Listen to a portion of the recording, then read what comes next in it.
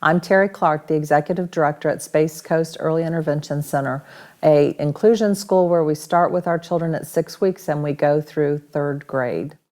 At our center, we frequently, because we start so young with our children, we frequently have children who come to us undiagnosed.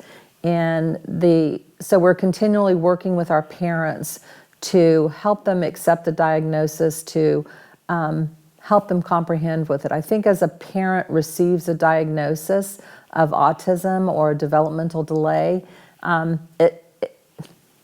it kind of dashes their dreams for a moment, and it's important that the school and professionals come alongside those parents and give them hope. I think that's the one thing that we as professionals need to instill in our parents is that it's a different dream now. It's not the same dream as, when you gave birth to that baby and you're checking their fingers and toes and you have anticipations of this perfect life. Not that any life is perfect, but as parents, that's what we're looking for. And then when you get a diagnosis such as autism, it kind of breaks your world up. It changes your dreams and your passions. It puts you into a whole nother group. And when, I, as a director, speak with these parents, it's important that I leave them with hope. We don't know their future. We don't know how far they'll go. We don't know anything other than they have a road ahead of them, and they have a challenging road ahead of them. And it's a different road than they anticipated when they gave birth or when they held this baby for the first time. It's not the same road. So we have to change their outlook and help them get through that process of changing that. And it's hard because we do have professionals out there who will dash hope of a future. I mean, I've talked with parents who professionals have told them they need to find institutions for their children at 4 years old. And we don't do that.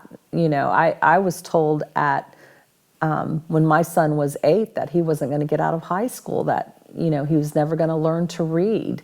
And I chose not to believe that. And, he has a master's degree today. So I don't know any parent's child's future.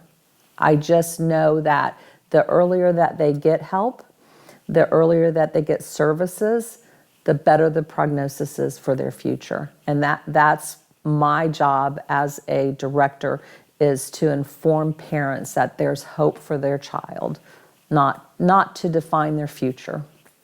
The future, it changes the dynamics of the entire family. So especially when there are other children in the home, it's going to change because suddenly you have a child that you're going to give a disproportionate amount of attention to. You have to. They demand it. They need it in order for them to progress. So, it's beneficial to get family counseling so that they can deal with the answers or with the change in the family dynamics, especially if it's not your first child.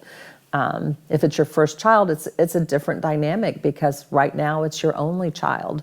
But when you already have children and then a child with a special needs comes along, it's a challenge. And I think that's the thing that professionals don't always tell parents. They kind of like, oh, no big deal, we'll get you help. But it's not. It's a challenge. And we know that because the divorce rate amongst people with special needs children is so high.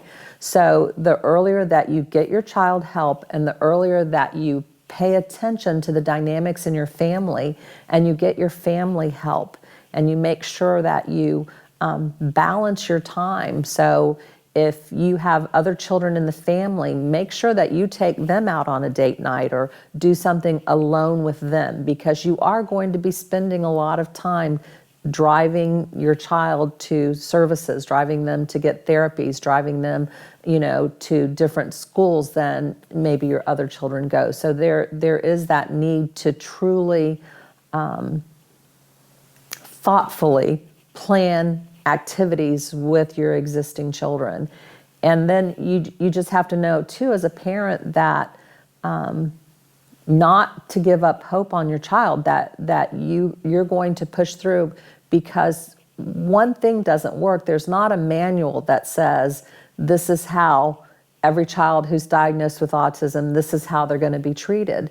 And so you have to be willing to try again and again, the 100 things that you may have to try in order to find that one thing that works for your child. And you have to look into the long term, that, it may be a while, but again, the earlier that you start trying things, the better the prognosis, the less behaviors that are set in place, that you can more easily change them than if you delay and wait for those things to happen. And, when we get our kids, because we're an inclusion model and we look at every single one of our children as an individual, when we look at the child as that individual, it's my teacher's jobs, my staff's job